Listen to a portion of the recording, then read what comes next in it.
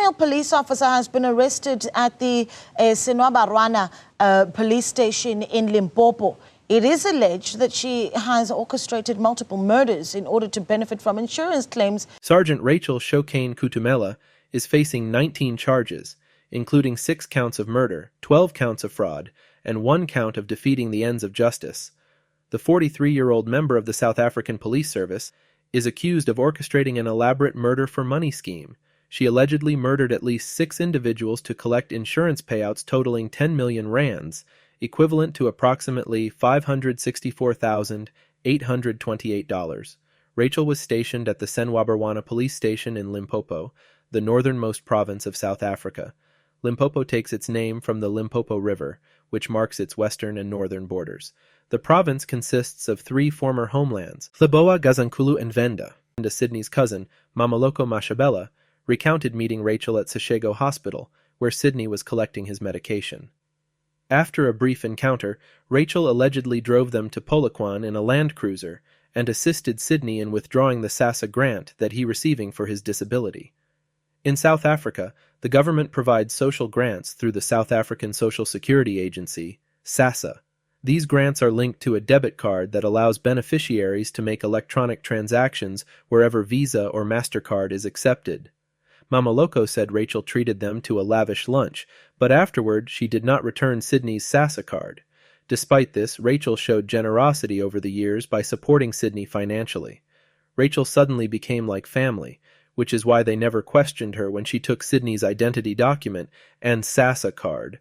She assumed the role of caring for Sydney. In 2017, Rachel got married, and the celebration was extravagant. It was around this time that Sydney vanished, prompting a search party. Eventually, his body was discovered near the Mashashane Dam. Sydney Mancha was declared deceased on October 19, 2019. Rachel covered all the funeral expenses. She gave our cousin a dignified send-off, and everyone appreciated her generosity, said Mamaloko. The investigation later revealed that Sydney had died from drowning on her wedding day to David Kutumela in December 2019, just 2 months after the death of her first victim, Sydney. Rachel reportedly hired a helicopter to give guests an extravagant experience, marking the first wedding of its kind in the area. Rachel owns a mansion in Chloe Village, located in the Matlala area. She is also said to possess a fleet of luxury vehicles, including 2 Range Rovers, a BMW 3 Series, a Mercedes-Benz C-Class, and a Toyota Land Cruiser, all allegedly purchased with cash. Elizabeth Coco, Rachel's sister-in-law and elder sister to her current husband, David Kutumela, said the family was unhappy with Rachel's decision to take in their mentally ill younger brother, Naval. We tried to convince David to speak to his wife, but he never listened. We later found out that this policewoman had taken out an insurance policy on Naval. Now Naval is dead, and we're no longer on speaking terms with David, Elizabeth explained. On April 6, 2021, Naval Kutumela was declared dead, and Rachel collected insurance money for his death. Just 10 months before Naval's untimely demise, Rachel collected another insurance payout from Sela Malesa, who died on July 5, 2020. The woman was found burned inside her shack. On September 13, 2022, Jacob C. Kamala called his younger brother, informing him some people arrived where was living and accused him of a crime. The people claimed to be police officers.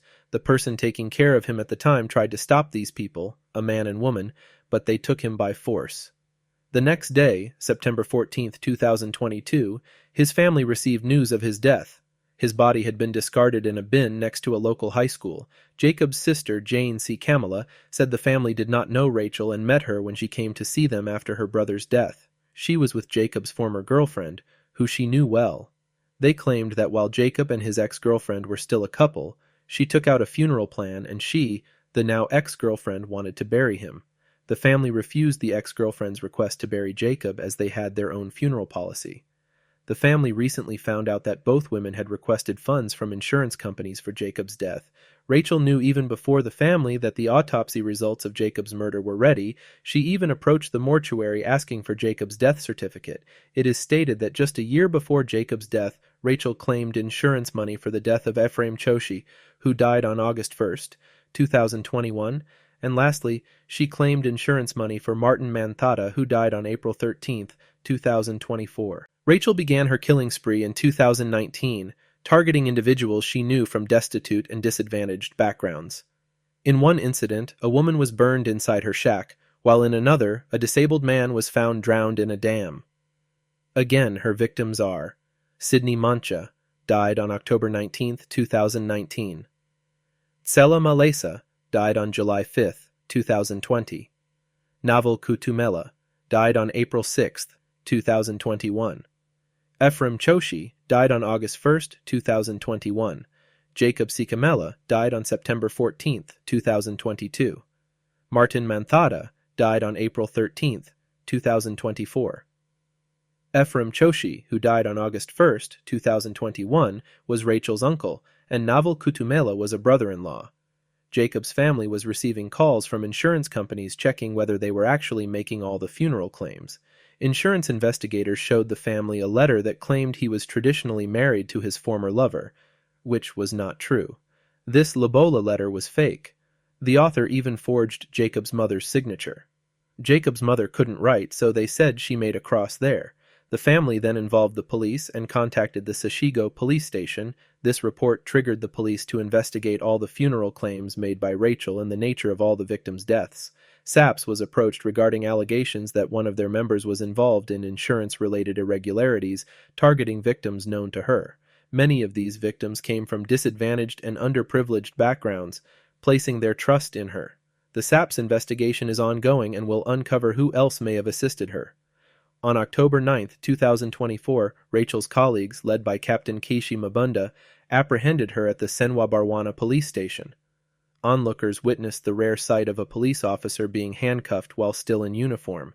Captain Mabunda is the same investigator who arrested the notorious Rosemary Ndlovu, now serving 6 life sentences for murdering and orchestrating the deaths of close relatives, also to collect insurance payouts. Rachel allegedly took out fraudulent life and funeral insurance policies for her victims and claimed 10 million rands as the sole beneficiary. The payouts were made by several service providers, including ABSA, Standard Bank, Capitec, Hollard, Assapol, Old Mutual, One Life, and Clientele. Rachel strategically targeted individuals from disadvantaged backgrounds, positioning herself as the sole beneficiary on their insurance policies. She carefully arranged coverage that included life, funeral, and accidental death benefits for her victims. The case has drawn widespread attention, raising concerns about accountability within the police force. Limpopo Provincial Police Commissioner Lieutenant General Thembi Hadebi condemned Rachel's actions, calling them a severe betrayal of public trust. National Police Commissioner General Fanny Masemola echoed this sentiment, describing her conduct as disgraceful. We are working closely with insurance companies at large, urging them to monitor their claim systems for any patterns of frequent payouts on funeral or insurance policies. Our message to insurers is clear. If you detect any suspicious or fraudulent activity, we are ready to assist. We have assembled a dedicated team, led by Captain Mabunda, to handle such cases, said SAPS national spokesperson, Brigadier Athlenda Mathe. But from the SAPS side, we are quite disappointed. As a police officer, you are entrusted with the responsibility of serving and protecting the people of this country. When a person such as a police officer then abuses powers conferred upon them, it's really it's a disgrace. It's an absolute disgrace. We are here. We are sending out a stern warning to everyone, and we are stamping the authority of the state, saying we are also looking within. If anyone is found to be in the wrong, to be involved in criminal activities within the service, we will take the necessary action. So far, our investigation has revealed that she is at least linked to 6 murders. Some of these people were from disadvantaged backgrounds, destitute. Some of them were mentally challenged, some were disabled, and so on. And I believe that they were known to her, and these are people that trusted her. I mean, when you see a person donning the blue uniform, you could only expect them to lead by example. So she abused her powers as a police officer, and today we are saying it's over. It's over. We are not afraid as the SAPS if we find criminality within our ranks to change the blue to the orange uniform, and that is what we are doing today.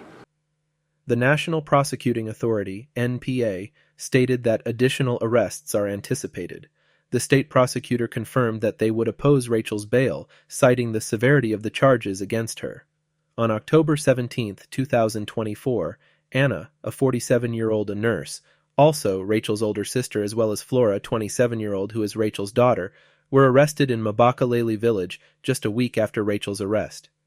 Rachel appeared briefly in the Polokwane Magistrates Court for a second time, with her sister Anna Shokane and daughter Majaji Flora Shokane. Her sister and daughter face 3 counts of receiving unlawful proceeds. Rachel and her daughter also face money laundering charges. Of the 5 luxury vehicles that were allegedly purchased with insurance money, a police official revealed to the Polokwane Review Observer that several were registered in Flora's name. Rachel's legal representative, Moses Manthada, will also represent her sister and daughter. Rachel is among several individuals, who are also police officers, currently in police custody, under investigation for allegedly taking out insurance policies on people and later orchestrating their deaths. Here are a few of similar cases. Agnes Segomotsi Setshwancho, a 49-years-old woman from the Northwest Province, has allegedly poisoned her son, Kutlo, and her niece, Bonolo Modisamang. Investigations revealed that Agnes had reportedly insured at least 40 family members with 5 different insurance companies. Authorities have also exhumed the remains of her husband, Justice, who passed away in 2016 to determine his cause of death, while her 2 daughters died in 2005 and 2015. Suspicion arose after a female relative of Agnes died under mysterious circumstances in Emabatho in March 2023, initially ruled as a natural death. The investigation began after a tip-off from her relatives, leading detectives to involve expert investigator Mabunda, known for handling similar cases. Through the collection and analysis of evidence, including the exhumation, the team was able to connect Agnes to the initial focus of the case. Authorities are now re-examining the deaths of Agnes's son, who died in July 2023, along with her husband and 2 daughters. Investigations indicate that she has profited significantly from these activities through multiple insurance payouts. Rosemary Ndlovu, the 46-years-old, a former police officer from Tembisa. Rosemary is currently serving 6 life sentences for insuring family members, including her partner, and hiring hitmen to murder them. One of her victims was her sister Audrey, whom she initially poisoned. When the poison failed, Rosemary strangled her to death. She also orchestrated the killing of Audrey's son, Brilliant Mashigo, whose body was found on the streets with severe head injuries. Rosemary arranged the murder of her live-in lover, Morris Mabasa, who was brutally attacked and left on the streets. Her other victims included her cousin Witness, her niece Zanale, and another relative, Mayeni, whom she had shot. Rosemary also plotted to kill her mother, Maria, her sister Gloria, and Nomasanto's 5 children. Though these attempts were unsuccessful, her 2 daughters also died under mysterious circumstances, after being sentenced to 6 life sentences. In 2021, Rosemary is now once again on trial at the Kempton Park Magistrates Court, accused of conspiring with another policewoman, Nomsa, who has since been dismissed from the force, to murder Nomsa's husband for insurance purposes. However, the hitmen informed the husband, who reported the plot to the authorities. She faces 2 charges of conspiracy to commit murder. Rosemary is also accused of plotting to kill Sergeant Kishi Mabunda, the police officer who investigated her killing spree and ensured that she got 6 life sentences. Namsa Mudau is a former police officer who was based at Norcom Park. She, together with Rosemary Ndlovu, are accused of conspiring to kill her now ex-husband, Justice. His life was allegedly spared because the hitmen had warned him about his wife. Vincent Kunene testified in court. Vincent is reported to have been one of the men approached to kill Justice. He detailed that he received a call from his friend Jabulani Machali in February 2018, asking him to meet at a hostel in Tembisa. When he arrived, he was informed that there is a lady who was a police officer requesting that he do a job for her. The both of them then received a call from the lady. The lady was Nomsa. The 2 hitmen were referred by Rosemary. Nomsa and the 2 men meet at a complex called Zniko. This is where Nomsa gave them her request, asking them to kill her husband, saying that he was troubling her and cheating on her. She told them that she wanted her husband killed the very next day. I was looking at her, straight in the eye, because there she was, dressed in full police uniform, asking me to go and commit murder. During that meeting, they did not discuss how Nomsa's husband would be killed, but only that she would call them once he arrived home. The call from Nomsa never came, but by then Vincent and Jabulani had hatched a plan to inform her husband of the plot to kill him. On February 24, 2018, they contacted a man by the name of Musanda, who they asked to help in getting the message to Justice Mudau. They wanted Justice to understand they were not killers. The next day, they went to Justice's home. They had allegedly been given directions to the house by none other than Nomsa, who told them they could identify the property by a black BMW parked outside. They spoke to Justice and informed him of the plot, making him aware that they were hired to kill him. He was scared, but he tried to keep a brave face. They showed him his wife's cell phone number on Jabulani's phone and informed him they knew he was no longer eating lunchboxes packed by her. The lunchbox issue made Justice believe their version was true, as he confirmed he was no longer eating her food because he was suspicious of her. Justice took the information to the authorities, a case was opened, and Nomsa was arrested and charged. Since Rosemary was already incarcerated, hers was just to receive charges while already in prison.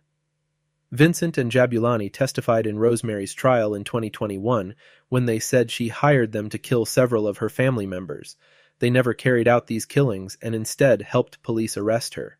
Vincent has been under witness protection for years because of this case.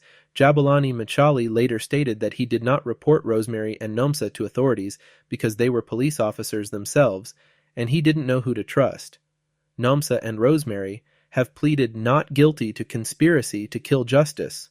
Nomsa's ex-husband Justice says following the attempt on his life, he has increased security and remains on high alert as the accused, Nomsa Mudau, has not been jailed. Nomsa is currently out on bail. Justice confirmed that he has 2 children with Nomsa, a 17-year-old and a 12-year-old. He said both kids, for whom he has custody of, don't trust their mother, stating that the relationship between the children and their mother is broken. She doesn't have access to the children because they don't want her near them and don't trust her. Rosemary and Nomsa were expecting 3 million rands, which is around $170,000, after the insurance policies had been paid out had the unaliving of her husband been successful. The hitmen were allegedly promised 80,000 rands. The same detective who led the investigation that brought Rosemary to justice, Captain Kishi Mabunda, is now spearheading the cases involving Nomsa, Agnes, and Rachel Rosemary, collected a total of 1.4 million rands, approximately $93,000, from insurance payouts. Agnes insured her niece for 3 million rands, which is around $170,000, and her son for 6 million rands, which is $340,210. Meanwhile, Rachel's policies amounted to 10 million rands, equivalent to approximately $564,828. Clearly, Rosemary crawled so that Agnes and Rachel could run. I am sure there is some cop somewhere in South Africa thinking she could fly by outperforming all these women. Rosemary and Nomsa's trial will resume at the Kempton Park Magistrates Court from December 11th to 12th, 2024. Agnes's pre-trial hearing is set to take place at the Northwest High Court in Mahikeng on January 20th, 2025. Meanwhile, Rachel, her sister, and her daughter will proceed with their bail application at the Polokwane Magistrates Court, scheduled for October 30th, 31st, and November 1st, 2024.